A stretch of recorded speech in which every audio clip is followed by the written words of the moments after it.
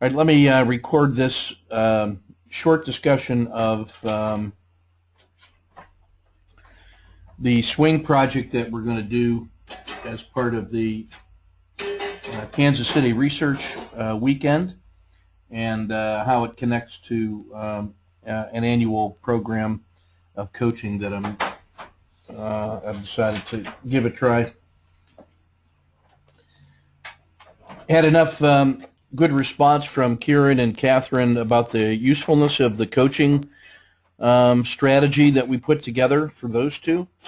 They convinced me that it's something I ought to do more of, and so I want to try to combine that with improving our trading practice in the chat room and individually, and then also connect it while we have a chance here to the annual research weekend. And so this is what I think I want to do. I want to say thanks to Lisa for working hard on her swing trades for the channeling and overreaction, because you also inspired me to do this based on the hard work you've been putting in, and I think that's something that we ought to share. And also Kieran and Catherine, who have been doing great work on their own internal trading process and being willing to share that with others. So I'm getting the inspiration to do this. So here's the scheme. The goal of this project between now, April 20th, 2015, and May 20th, 2015, is you, an accountability partner, using the daily reports to generate swing targets, and using the chat room for accountability partner if we don't have an even number of partners. That we track systematically the first month of performance using the swing trades, and then we make that part of the workbook bundle that is going to accompany the workbook and DVDs that we put together for the Kansas City weekend. And normally the distance learning bundle, if you want to get that without doing any work, but you just want to get the DVD plus a workbook with all the briefings and the DVD of the recorded discussions, is going to be $1,000, and so I'm willing to knock $500 off that if you're willing to do a month's worth of work. And so essentially what you're going to do is look to complete 30 swing trades in 30 days from April 20th to May 20th, and what you'll document for each trade excuse me, what you'll document for each trade on a chart is the setup, the entry, any management you take to adjust to stop or to take partials or whatever decisions that you make along the way between the entry and the exit, and then documenting the exit, and then that chart becomes the swing trade case study chart. You'll number that chart 1 through 30, or that trade, excuse me, 1 through 30, and then in your trading journal you will have some running commentary for trade number 1 or case study number 1, which would be, why you selected it, why you set it up, how you entered, how you managed, basically the text that describes the management you took all the way through it. And then the results will go into our standard trading log, so that we can then apply some stats to it. And then for each set of 5, so trades 1 through 5, you're going to conduct a debrief in the journal, and that's where we take our standard form, where we look at planning, preparation, and execution, the 3 phases of trading, and well, 3 of the 4 phases, the 4th one being assessment. So you're going to assess the first 3 phases, planning, preparing, and executing, with the idea of identifying things that you want to sustain, things that you want to improve, and then your specific action plan for how you're going to do that. That's part of our learning journal, or our debriefing. So every set of 5 trades, you go through a structured debrief of that set of 5. So then by the end of 30 trades, what you have are 6 sets of 5, and what we will then do is conduct some statistics and analysis on the trade log, where we can find the average, the standard deviation, and such. We'll do some journal analysis where we look at the themes that are contained in your the debriefings in your journal and then in the commentary that you make along the way. So we'll look through the text to see what kind of thematic assessment we can find. And we'll put that into the framework of what we do for a typical monthly review. And that's really the the examples of that are those VTC sessions, video teleconference sessions we've had with Kieran and Catherine that shows, you know, basically their month in the review and it updates their monthly plans. And so the swing trades for you to work on would be, you could choose to do some or all of the mechanical systems, the 6 patterns that we teach. You could also elect to put in some discretionary strategies like doing the max pain range compression or an RLCO framework or the regression line fractal framework, and these are strategies rather than systems, and it puts a little more work on you to define your particular implementation. Or you could do a combination of those, but the idea being that you should have a plan that you want to work on. And I would recommend generally starting off with the mechanical systems and use this as a chance to get it right. So after you do that set of 30, and oh, by the way, if all you want to do is go through that structure and have an accountability partner and use the chat room and produce this work, I'll review that for you and make comments on it for free, just as a result of you doing doing the work to put in that bundle of effort, and I will respect that by providing some analysis and including that in the commentary on the DVD. MR asked, is that just stock trading or options trading? What I would prefer is just the stocks, because I'm not really competent in assessing or evaluating options trading. But if you wanted to try it, I think you could. There's enough folks who will be able to review those results and I think work with you directly because they'll be interested in how you do it. But if they are applying options to the swing strategies, I would say, yeah, you can, but I'm going to have to offload the analysis of it to others who will be interested. But I'm just not competent enough to really give you technical insights about options. So let me say yes on that with that provision. Okay.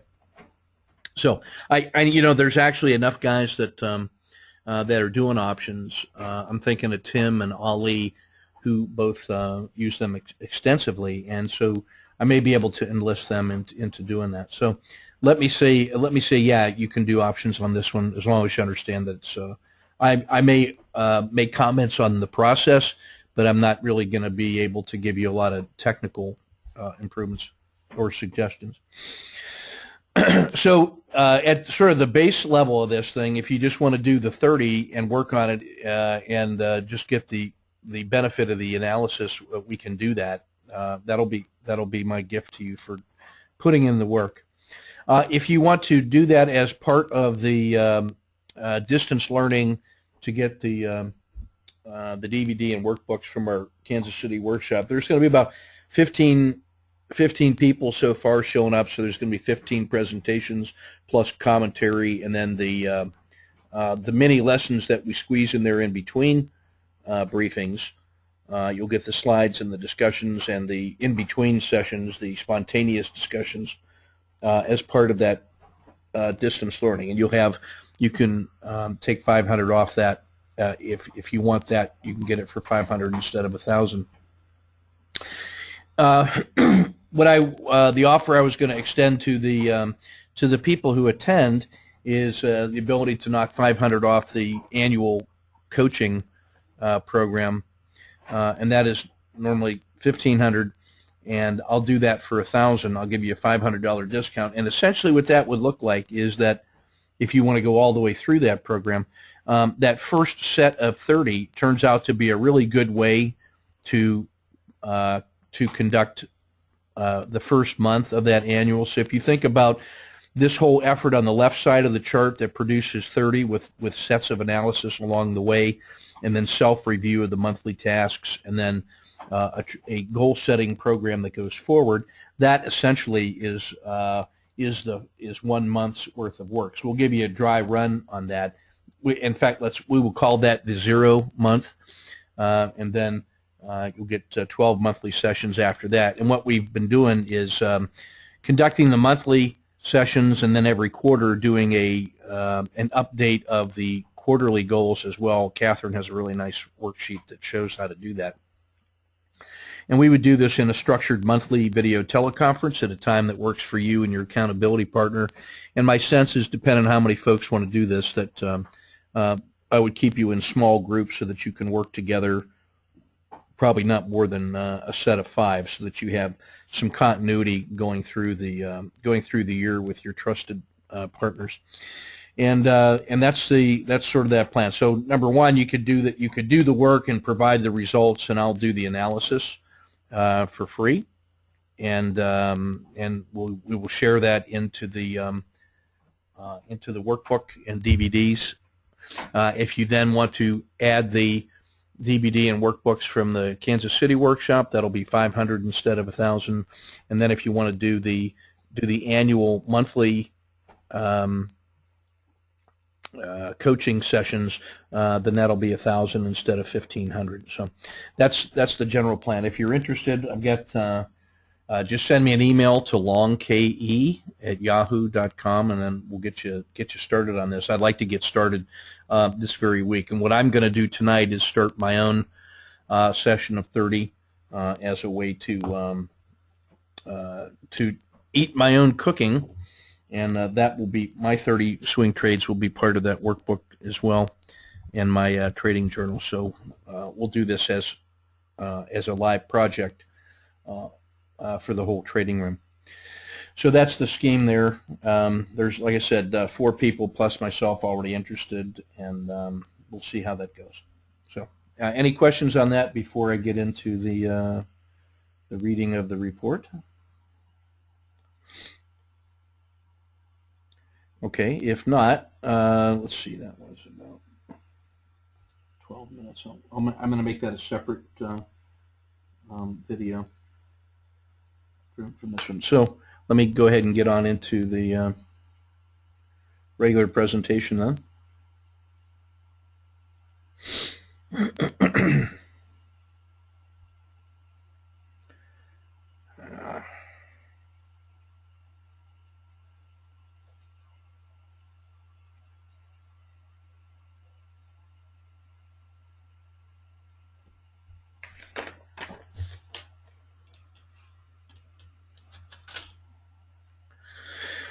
You know, one of the reasons I'm motivated to do this is I've been doing some work on qualitative research methods. I'm teaching a doctoral course in that right now, and I came across some literature from an expert in applied methodology who said basically the problem with methodological textbooks is that they assume a proficiency in applying the method that's probably not there. That there's a difference between the description of the process in a textbook, no matter how detailed, and the actual phenomenological, the experiential feeling of doing that. And that what happens is the methodological workbook is written by somebody who has already internalized the feelings and the how to do things. And so there's this communications or experiential divide between the person writing the book and the person trying to master the process. So it's the bootstrapping problem. And so his advice is to partner or to pair the student with the teacher in going through the project together. And so this is I'm going to try that with my doctoral students. I'm doing a qualitative research project with them. And developing one of my own so they can see how I'm doing it in order to help make sense. So that sort of bled over into this project, and I said, yeah, of course, I should be doing this anyway. So that's sort of the motivation for trying this on. And hopefully I think my sense is that we're all going to get better as a result of doing this. And the chat room turns out to be a nice communications platform for doing this. Okay. So, okay, so we're going to look at the weekend report now for April 19th, 2015. The executive summary of this is already posted in the chat room, or is posted on Yahoo. I'll post the link in the chat room as well. And I want to get to some charts of interest. So I'm going to be noting the targets of interest for myself. So this is the planning portion of my weekend process. So if you think of that as in terms of planning, preparation, and execution, in planning what I'm doing is getting a sense of the environment and looking at opportunities that may be there and selecting targets that I want to focus on in the next phase. Once I get that list of interesting targets, then I'm going to prepare them by going through the key numbers for entries and exits and targets and initial stops and so forth. And then an execution will actually be the conduct of the trade during the opening and when the markets open each day. So we're in the planning portion right now. Okay, so we've got a market that's in bullish normal conditions. On an annual basis with weekly RSI 14, we're at 55 out of 100, so just slightly above the midpoint. On a shorter term basis, looking at the 10-day NDX, we're at 47 out of 100, so just slightly below the 50-yard line, but still in the middle, right in the middle of the 10-day range. Looking at the market mosaic, we are yellow bullish on price relative to the 200, and at 3.76, that puts us only 1 3/4% away from sideways market conditions, which can lead to more choppy price action. And so that tells me that I'm thinking of in my intraday and swing trading, I'm gonna emphasize more of the intraday to take advantage of one-day directional moves in the chop, rather than expecting swing trades to really unfold for multiple days or weeks. So I'm going to be looking more at short-term decision making. That's going to influence the decisions I make about how long to hold swing trades and when to take profits. The slope of the 50-day moving average, white bullish, is still pretty good. The ADX 14 is at 12. Anytime it's below 15, that tells me the market's very choppy and has an opportunity to unfold into a longer-term swing should the price go in that direction. In other words, this is not overly trending, after a big move. This is more at the start of a trend in either direction as possible here. The risk index is the 30-period moving average of the VIX divided by the 10. The threshold between risk on and risk off is 1.0. The current reading is at 1.07, so that puts us in risk on conditions, and so I'm leaning towards the long side on swing trades and equity-based and the relative strength leaders rather than the other way around. I'm looking for risk on. If we take that reading at 1.07 and we look at the last 5,000 trading days and find the standard deviation and average, that will allow us to compute the risk Z, the Z-score of that risk index, and right now it's at 0.80. This histogram shows the last 90 days of that indicator, and it shows that we've had, after an oscillation from extremely volatile to not, and then this little chop was forming here for the last 30 days, the market has started to tip to the upside and has made a move out of this chop. So the last move directionally was up. Now this turned out to be a nice little swing trade, about a 15% move expressed in XIV. However, it's starting to slow down and roll over here, and Friday's price action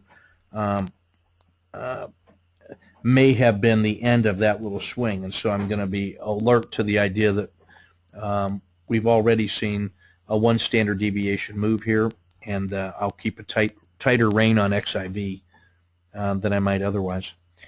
In blended monthly rebalancing, the holdings you see here are still in place for the 13, 22, and 32. Japan, Treasuries, real estate, and then XLV is the discretionary. And then the current leaders, based on the close on Friday, Japan's still strong, but U.S. small caps and then the global EFA have moved to the front. China, FXI, and that MCHI are still have made some extraordinary moves, and that extraordinary move is likely to go in, one of two directions, up or down, and so I think there's a bi-directional swing trade frame that's available in China. We'll see that when we look at the charts. The leaders in the Dow. I should also take this opportunity to say, if you have been using the spreadsheets, I just updated the master sheet and the BMR sheet and the ETF2 spreadsheet and the RLFF spreadsheet at the Basecamp files. I've updated all the Dow components now to reflect Apple, and then cleaned up a few formatting issues. So those are available for download. In ETF2, the theoretical exposure is at 100%. Model portfolio is still at 100%. And again, we have some slots for the Kansas City workshop available. If you're interested, it's going to be an outstanding event. Quick look at the blended monthly rebalancing portfolios. You can see that Japan, U.S. small caps, the global ETF are still leading the way. Latin America is still at the bottom of the stack.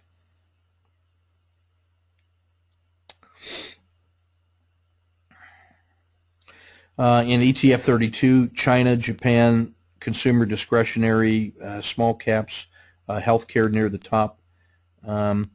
These little pullbacks right here, the minus 2.5% and the minus 1, those look like they could be creating opportunities to buy relative strength leaders on a dip. So I'll be alert to those kinds of possibilities. And we'll see, in fact, that a lot of swing trade patterns are available in this week coming up because of that pullback on Friday. So a lot of things fired. Looking at the ETF Max, there's still key leaders in front: China, solar, biotechs, actually some Russia and some energy funds based on this tiny little technical bounce of a recovery here in oil. Those oil-linked ETFs are all doing pretty well.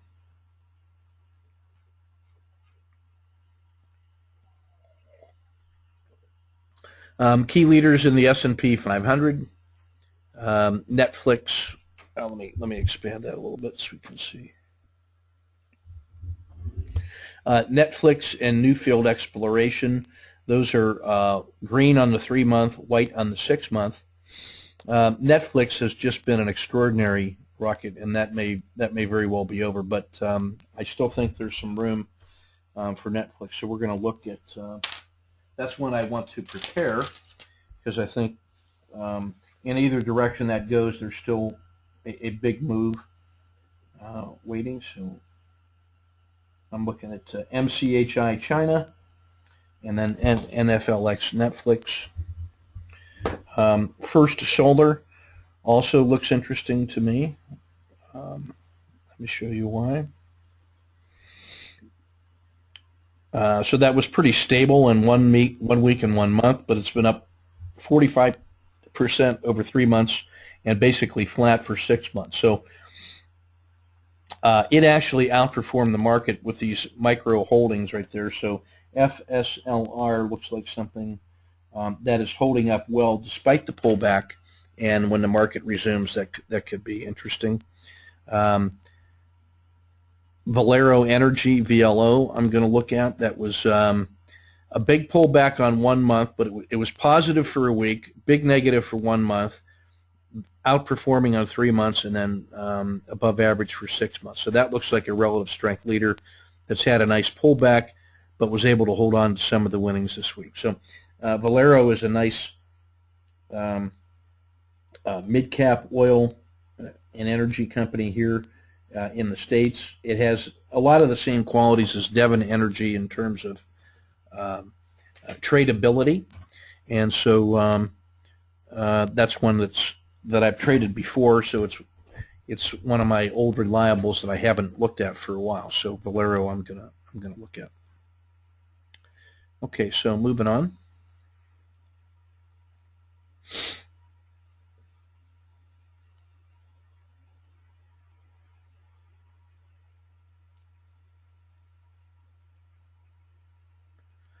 This is the market health check for Friday. The dark blue shaded area is the 30-period Bollinger Band, plus or minus 1. That's the river. The lighter blue shaded area is the floodplain, plus or minus 2 on that Bollinger Band. The pink ribbon in the middle, reddish ribbon, is the dragon. That's the 10-period Bollinger Band, plus or minus a half. The black lines are the 30-period regression line channel lagged by a day. The channel is formed by the maximum excursion during the look-back period, and the blue lines, this blue channel is the 10-period. Both of those regression lines are up. The 10 is a little more accelerated than the 30, so that's favorable. It's offset by this pullback, which came from outside of the river in the floodplain, and has pulled back right to the Bollinger Band mean, the middle of the river, which we would think of as fair value. So the market is exactly at the 50-yard line. When we look down at the 10-day Williams percent R, it's right at minus 50.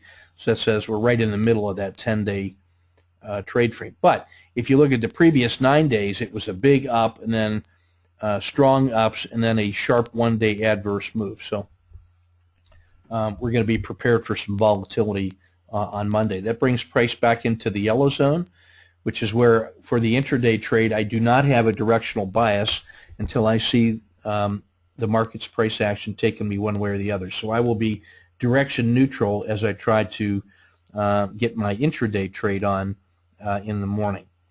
If it gets back above about 209.5 or above Friday's high, then we're back in the green zone, and that would be for me a sign to have a long-term directional bias. And then if we can get above 212 or 211.50, then that's a new swing high, a new all-time high, and then I would certainly have a long side bias as well.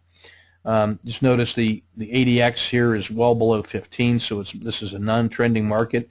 As you can look at the last 30 days, it's basically been just chopping between 211 and 203, so that about a 4% band of chop, and now we're right back at the 50. So I see no directional bias here other than the slight upward tendency of a bull market to continue to go up. But that's why I'm leaning on the long side on the swing trades. I'll be looking to do those because we got even though it's an aging bull, it's a bull. The slope of the 30 is up. It's in the upper half of the river, and so and then ADX is not overly trending, so that tells me the potential for upside moves is there. In fact, if we go back and take a look back at the end of January, this was very similar in terms of what we had, although this was centered on about 202 in the middle of all this chop, and then it emerged into an upward trend that took it from 200 to 212, so about a 6% move before it peaked. So we've got a repeat of this choppy condition, 30 days of chop and 30 days of chop, and then a big strong move, and then the net effect was to take it from 202 on average up to about 206. So it's taken that much work for the market to inefficiently raise itself about $3 on average. But so the upside potential is certainly there. What that tells me is that a move from what was the midpoint around 203 to 212, there's about a 5 to 6% energy burst built into this chop. So if we were to get out of, so if it were to hold somewhere here around 207, that we could see 216. So if it gets above this 211 or 212, it could go another $4. That's the size of that next impulse that's kind of baked into the cake.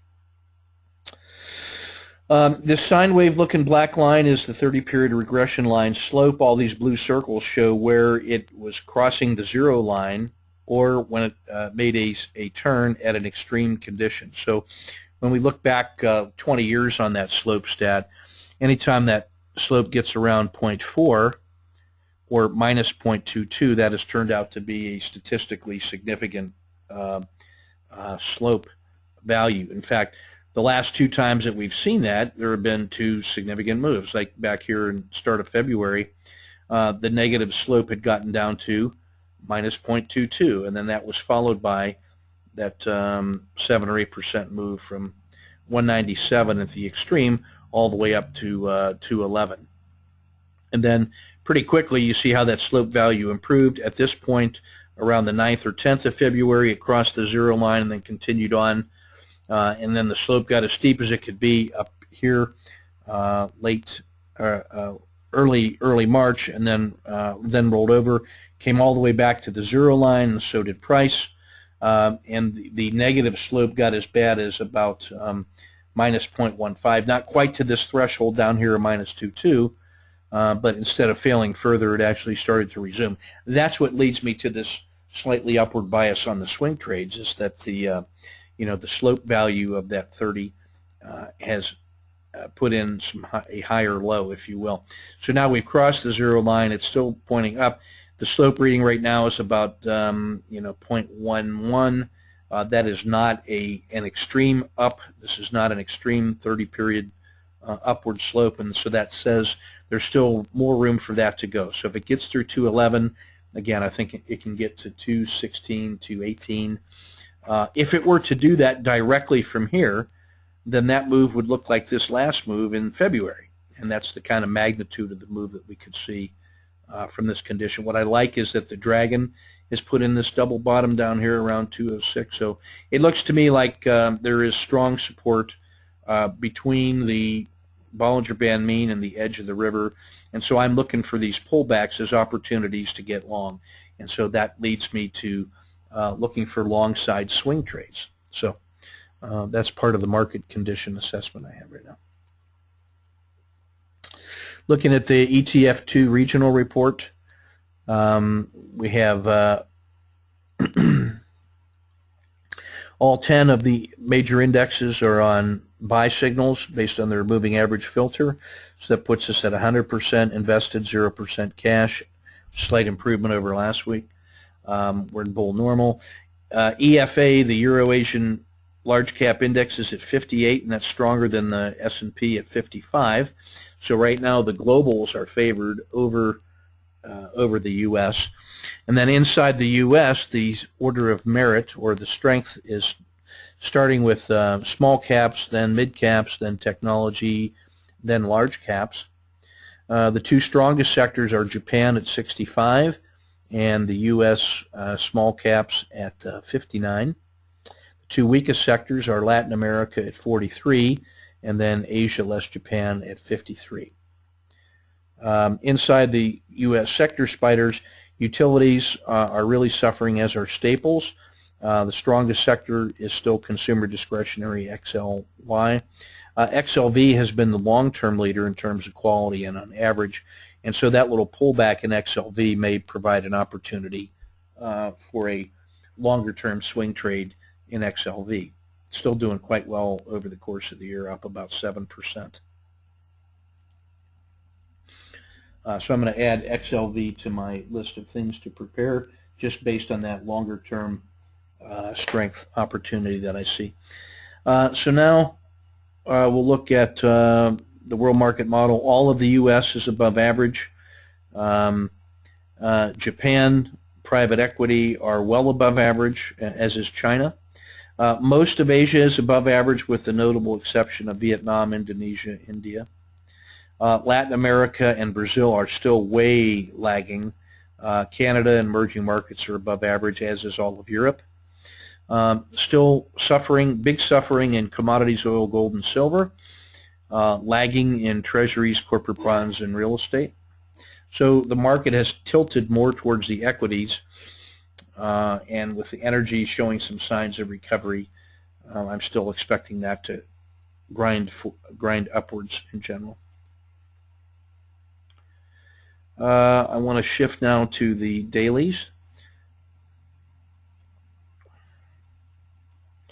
Here's some channeling signals in technology, mid caps, and small caps.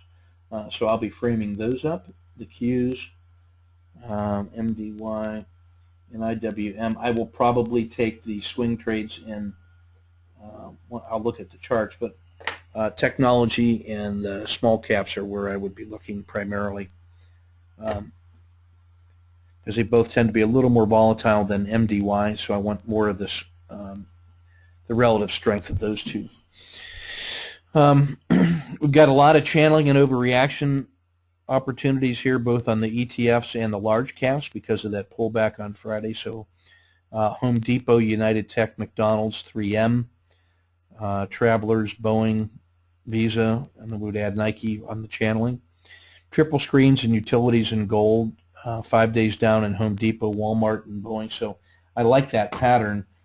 So I'll be framing up the trades in Home Depot, Walmart, Boeing, because of the 5DD for sure.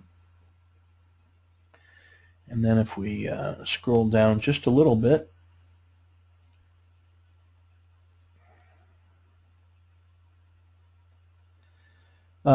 silver, the auto framer shows favorable ratios for silver, real estate, the VIX, McDonald's, Walmart, Home Depot. Those are all, so those were the 5DDs as well, Home Depot, Walmart. I like that. I like the emerging markets EEM right there. And I like Asia less Japan EPP, simply because if there's some catch-up to be played in there, that one could be interesting. Okay. All right, the Dow tactical summary. Now I've updated this one to now include Apple in the mix. So I may be able to overcome my psychological block over Apple.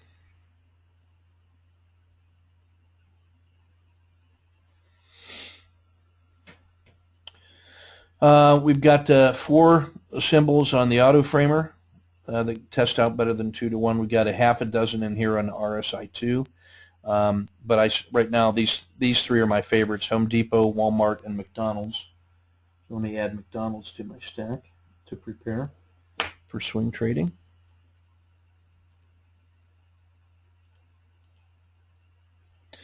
And then in the ETF 30, let's see, silver, real estate, gold, Asia less Japan, emerging markets are at 2 to 1. The one-day move in treasuries as the alternative to equities, that's what Friday looked like. So treasuries with a 1.2% gain, and it's at 131. That may actually be a nice counterbalance to these equities. So if we get a little bit more negativity, I would expect the treasury swing trade to start. And so my short-term swing trade strategy would be to take treasuries on a breakout above Friday's high and look to play that as a swing trade 1 day at a time. I would be looking to get the entry, and then I will manage the exit going towards the close of the day. That if I'm holding a win there, that may be one that I would just snap up and take. So that's my plan for treasuries. In the auto framer, you can see all the key. I've done most of my preparation work in here because, as you can see, we got McDonald's, Walmart, Home Depot, and emerging markets mapped out for all the framing data that's already been done for me. Yay! And then in the regression line fractal framework, the ones in the green, this top stack, are the ones that are the most numbers of ATR below their own RL270. And Walmart, Microsoft, Procter & Gamble, and Intel all showing at least 4.5 or 5 ATRs below what I consider their fair value, which is the 270 regression line. So there's some room to go there. And then the ones that are leading the way are the ones that are in this red stack, the bottom stack. Yeah. Let me try to raise that up a little bit. So that's going to be General Electric, Pfizer, IBM, JP Morgan, and Boeing. I'm going to take a quick look at these other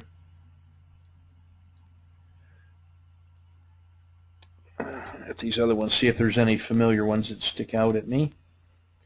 Alcoa, just because it's my, one of my favorites. It's the most oversold in terms of that regression line. It's 7.25, and in the S&P 100, it's right near the top of that stack as well. So I'm going to add Alcoa to my swing trade list, and you can see Walmart with that 6.31 has also made it into the top 5 of the S&P 100 in terms of value plays. So that looks interesting to me.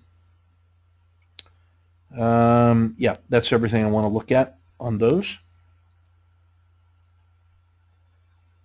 So I have about a dozen symbols I want to look at.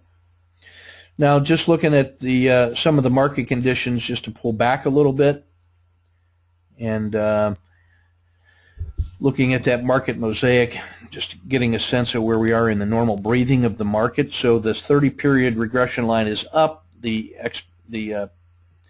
polynomial is still up. This sharp move Friday put it on the wrong side of everything. So if I think that was the anomaly, then I would expect the market to resume and then get up here and test 211 and go beyond.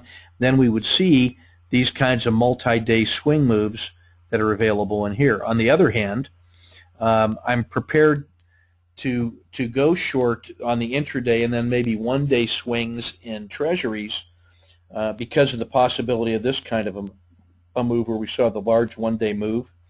So if we saw that in the equities, I should be able to get that with my intraday systems with the VIX, so I don't have to chase it with a swing trade in treasuries, but I may be able to take a less volatile one-day move in the treasuries and then be happy to cash that one. You can see that we've, looking at the slope of the RL30, where it crossed over its own 10 period here. This was within one standard deviation of the average, though, so that's more like a noise. That's not a true signal about a shift. We're still deeply in the chop, and that now favors the intraday trading and shorter-term swing trading, in my view.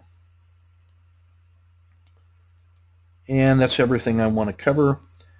I'm going to use, I think, where are my frogs at here?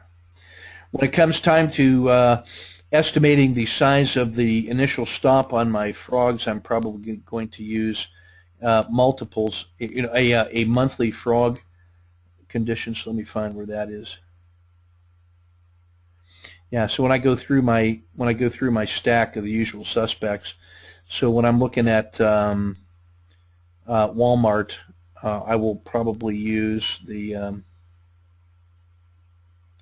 monthly frog of looks like about $1.85. I'll probably use a $2 stop in Walmart unless I have a better reason based on the chart. So I'm going to use at least a monthly SD for my initial risk and so on. So I'll be preparing my swing trade charts using that column to inform. Okay, so let me shift now to let's take a look at some daily charts.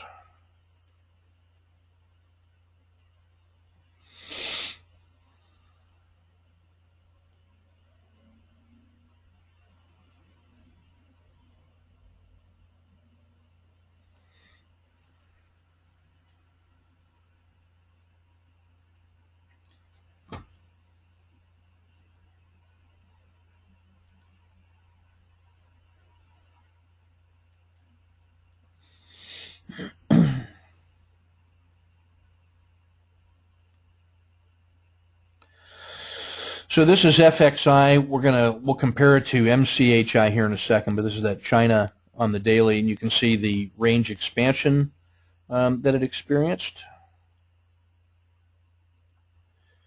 From the time that it left the river little cluster, and then this was the big gap up move. So it's still holding that second stage gap, and but this price level here at about 49 looks kind of critical to me. So if I were to play a reversion to the mean, I think I would wait to see it fail. And let's see, choose pen color blue. What I would do is look to see this fail. In other words, I want to see the bottom skin of the dragon fail, and then I would play that with a target of here to about 45. And then it wouldn't surprise me if that worked, though, for it to find support here at what used to be resistance. So if it were to fail this far and then reverse, I would capture that play. But if it blasted through there, I would even be tempted to put a second position on with the idea of trying to get to 45.30 or the long-term fair value, which I place about 44.70.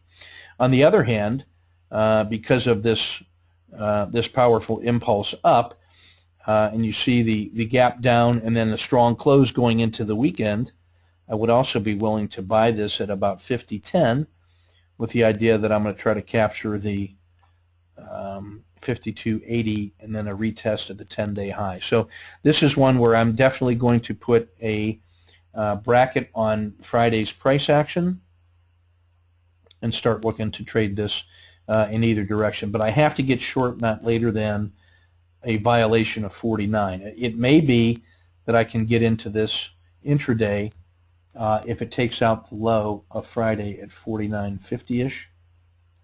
And maybe I can get some of this intraday. But on a swing trade basis, a violation of 49 means I have to get short on the swing trade. So let's see how that stacks up with MCHI, its counterpart, MCHI. And it looks like the same chart, almost to the T. It has exactly the same pattern, the same setup. The advantage of FXI is that it is more narrowly concentrated in its symbols and a little more volatile. And it also is more liquid. It trades about 6 times as many shares than MCHI. But its strengths are also its weaknesses, so MCHI could be attractive as a swing trade as well. Okay, so let's look at Netflix.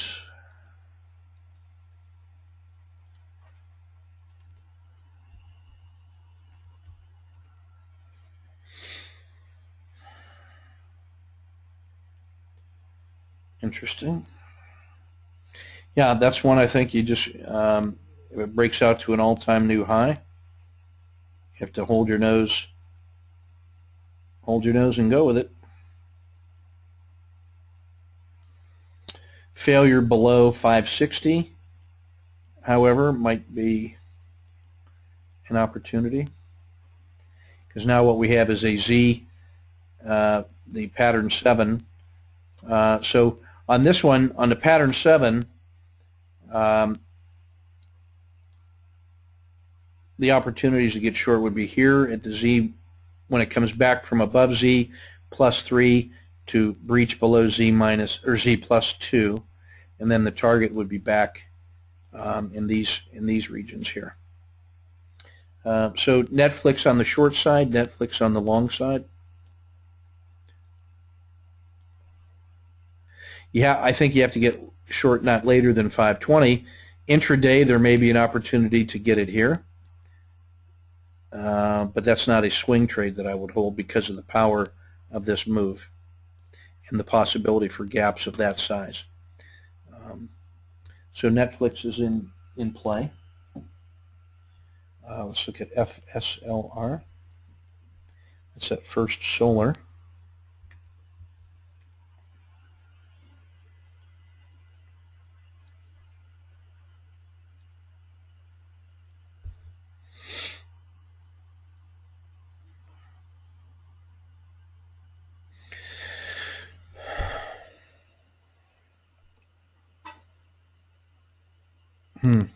That's what we have as a sideways quiet channel. And so my trade frame on this one is pretty straightforward, that a violation of this right here at 60. I'm short, and then my first target would be the low of the gap period, so 55. Second target closing the gap, and then really third target being the long-term favorable or long-term fair price. But then buying the breakout here at 64, so that will be my trade frame. Here, I'm expecting a short side move on this one actually. And you can see there's been a lot of money lost in FSLR, but it's held pretty strong. So 60 and 64 are the brackets on FSLR. I want to look at Valero Energy, VLO.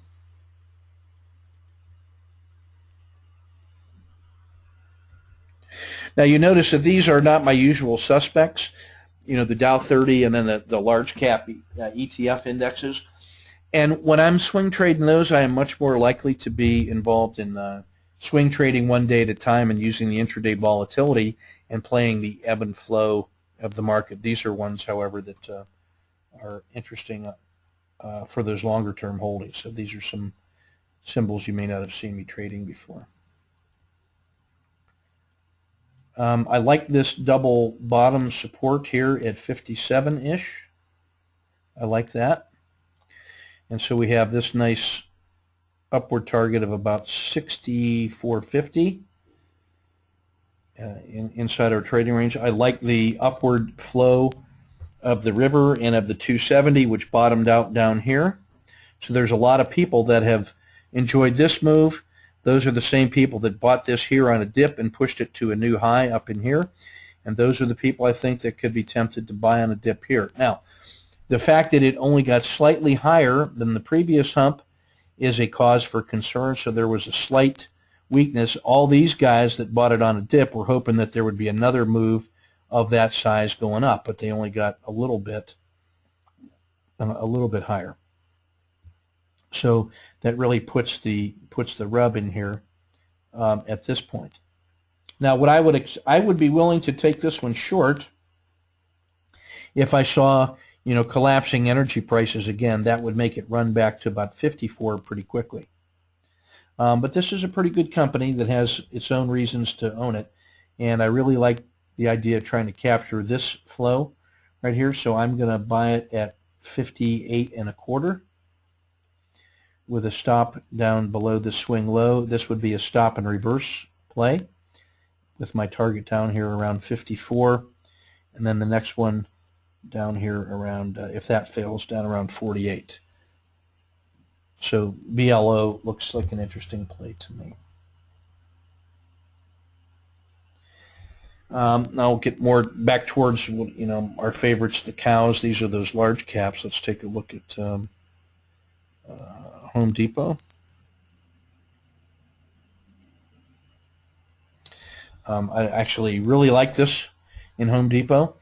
This has been an exceptional leader all the way up through here, but it is and then the 270 has been very strong.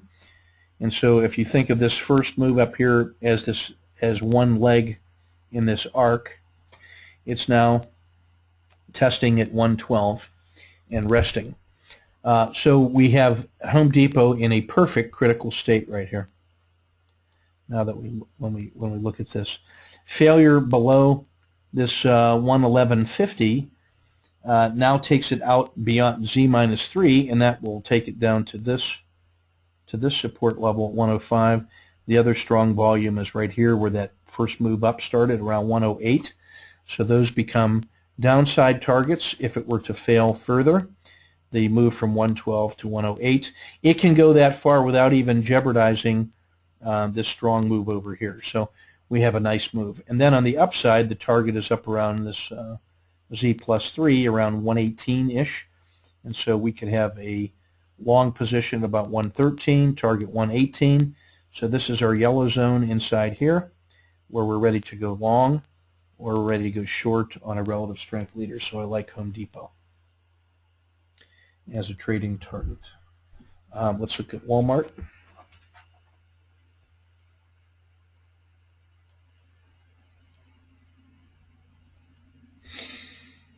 Oh, even better. This is one that we're ready to go in either direction.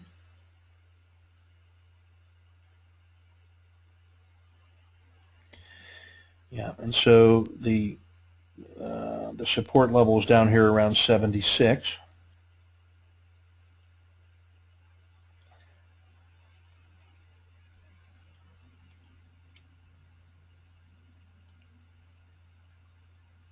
So we have a Z pattern trade. So I can go long at 79,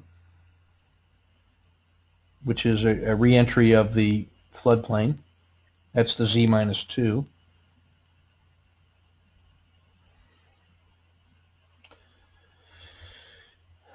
And we can get short on a resumption of the failure below Friday.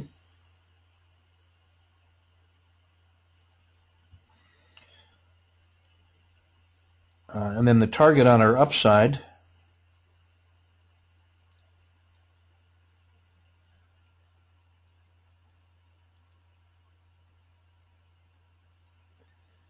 is this move up in here. We could also play it as a return to the Bollinger Band mean.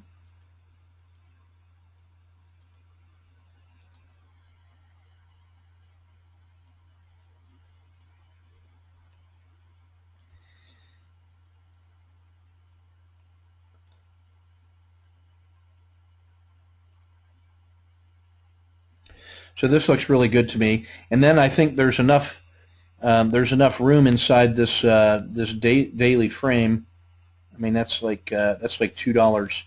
And if we just call that the yellow zone, it looks to me like there's some intraday opportunities available.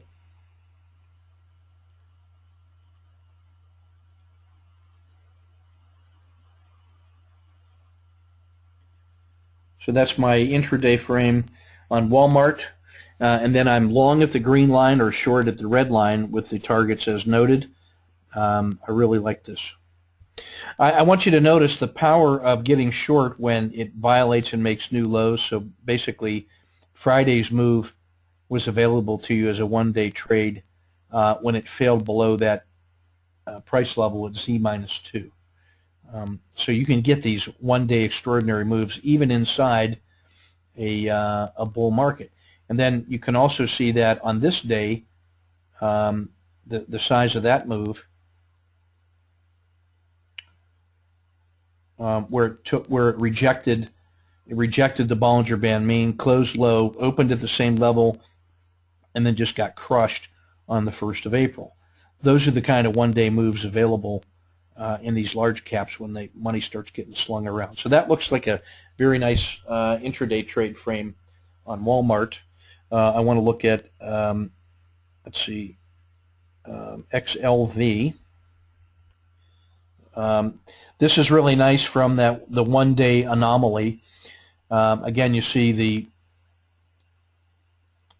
with the highlighter, you can see the strength of that 270 has been nothing but, this has been nothing but excellent all the way through. And then you see the normal oscillation of that 10 period, but the river is flowing up, the 270 is up, and it made a nice pullback and found support where it was supposed to, right there at the Bollinger Band mean on Friday, and then had a nice little rebound. So it's supposed to find support in and around here, which it did. So on the upside, it gets up here to test the 10-day high at 74.5. You know, and that's $1.50. That's a 3%, well, 2% move. And then it can test this at 75, and then test the all-time high up in here. Failure at this level, I don't like getting short something that has been so strong for so long, but the recent move down to 71, if we saw broad market weakness, I could see this going to here as well.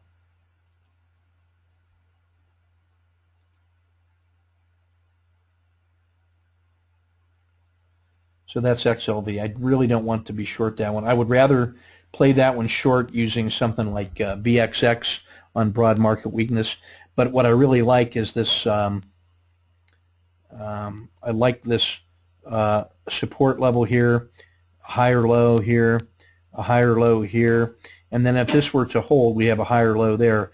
that little chain of support now makes this a really nice platform to go up and retest this one. It's got to get above 75 to be convincing, but all the conditions are in place. So XLV is in a critical state as well. The last one, I just want to look at my old reliable XIV. I got out of the swing trade on that one earlier this week after it made a really nice move.